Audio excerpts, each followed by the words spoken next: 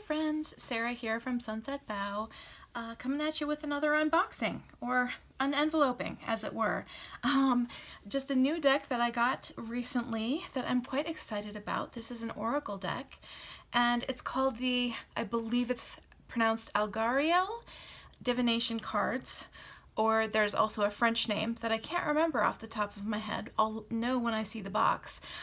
This is actually a French deck, and I saw it on someone else's YouTube channel. I saw this on the YouTube channel of Jolly Old Tarot, which I don't know what happened to it, but his channel was the one where I saw this deck, and I was really taken by it. There aren't any words on these cards, and the guidebook's in French, so it's just the kind of thing that I'm going to have to read intuitively because I don't speak French, but the images on it are really moody and evocative, and I just really liked them. So I decided to go ahead and order it, found it on eBay, and bought a copy, and here it is. So let's go ahead and take a look at this. It's just one of those decks that I saw it, I was taken with it, and I just put it on my wish list and thought, you know, maybe if I ever get the opportunity, I'll pick one up. And then I was just looking on eBay the other day because I was selling some stuff on eBay, and I found a copy. So I'm very excited. It came in a nice padded mailer, and it's wrapped here in some bubble wrap. So it's not a very big deck. These cards just come in a little tuck box, and there aren't a ton of cards to it.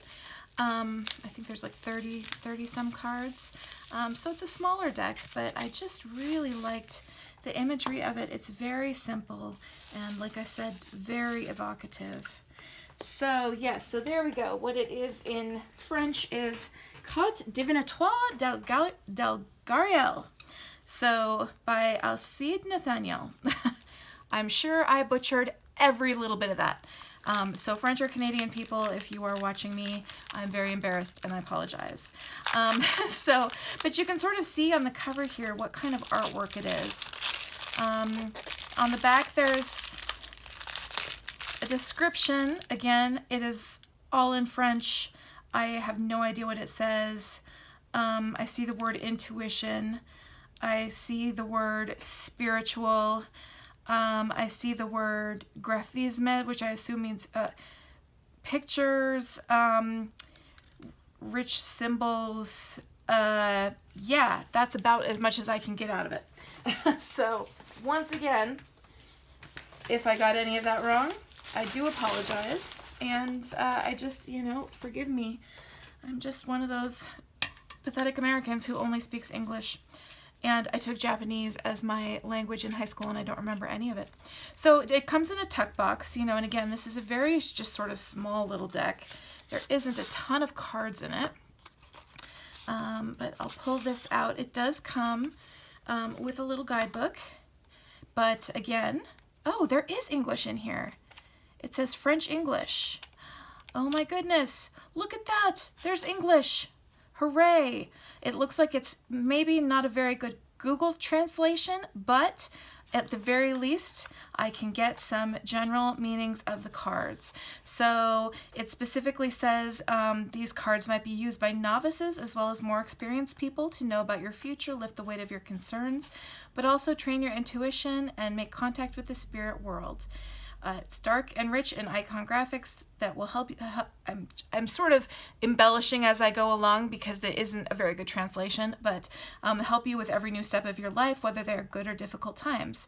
This manual will guide you with great simplicity and will propose a basic description with keywords for each card. You can, of course, add your own descriptions and feelings. Don't give up. You might feel overwhelmed at first, but keep trying, and little by little, you'll get to know it and its special universe. This game was made so you can tell the cards to your relatives and friends. May the cards guide you physically and spiritually on your life's path. So they keep referring to it as a game. I'm thinking that's just a not very good translation from the French. There are some what they call drawing methods, what in the English-speaking world we'd probably call spreads, 3-card past, present, future, 7 cards that's just a sort of open-ended interpretation, and a past lives drawing method or spread. And then it starts giving general meanings of the cards. So each of these has a number on it, and you can see this watercolor illustration, and I find it so, like I said, moody and evocative. Here are the backings. I should show you the backings. They are quite pretty on the backs. I think this deck is screaming out to be edged in black. It's very lovely.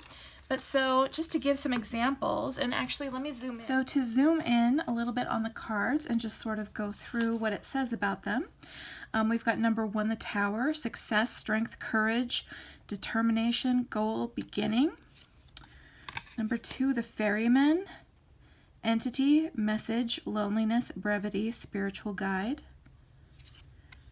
We've got number 3, the Helmet, stubborn personality, strength of character, certainty of the events. You can see, I love this imagery. I think it's so cool. We've got this Owl for number 4, guardian of the night, spirituality, turn to darkness, distrust, observation. We've got the Train, travel, new start.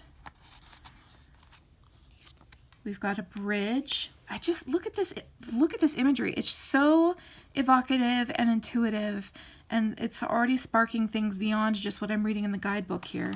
This stands for spiritual connection, change, passage.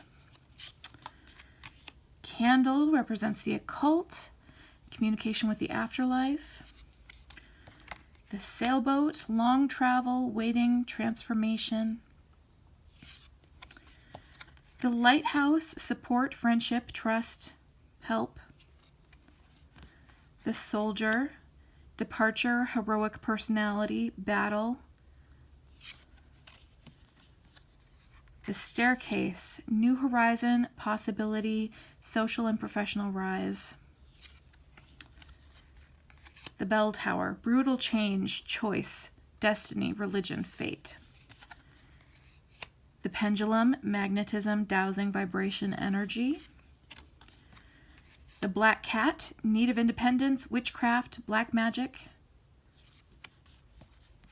The Key, gift, spirituality, spiritual opening, opportunities, secrets.